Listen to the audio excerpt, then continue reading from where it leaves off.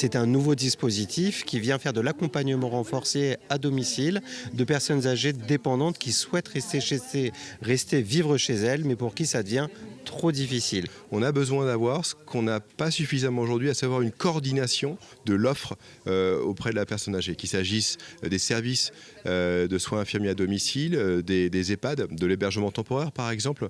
Donc ça, afin d'éviter des ruptures de parcours et afin d'éviter surtout l'institutionnalisation des personnes âgées, on a besoin d'avoir un centre de ressources territoriales qui coordonne la prise en charge de nos aînés.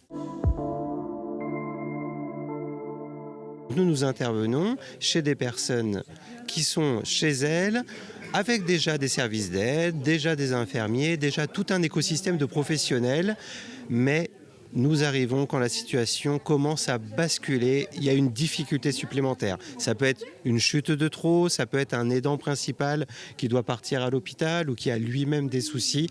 Là, on sait qu'on a un moment très périlleux de la vie de la personne à domicile. C'est à ce moment-là qu'on arrive avec notre expertise et nos aides-soignantes référentes. Alors, on a la capacité d'accompagner 30 personnes minimum, c'est-à-dire qu'on va essayer d'aller au-delà.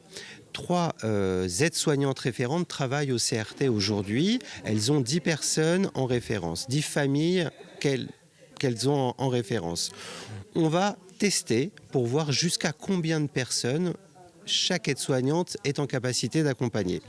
La limite devrait être entre environ 10 et 15 familles accompagnées. On sait qu'au-delà, on va être sur un schéma qui sera plus qualitatif.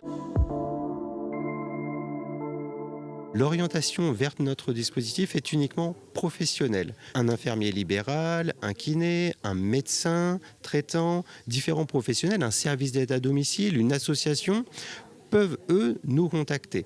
C'est très important pour nous de passer par ce dispositif. Ça nous permet d'être plus efficaces, puisqu'aujourd'hui, entre un appel et le début de notre accompagnement, on a moins de 2 semaines. Donc on arrive à être efficace parce qu'on a ce filtre professionnel. Ensuite, on a une liste de critères d'admission. Il faut plus de 60 ans, être dans un niveau de dépendance qu'on appelle GIR 1 à 4, donc un niveau de dépendance marqué, habiter le territoire de La Roche-sur-Yon pour l'instant jusqu'à la fin de l'année 2024 et de l'Adelot à partir de 2025. Et enfin, un critère de fragilité marqué.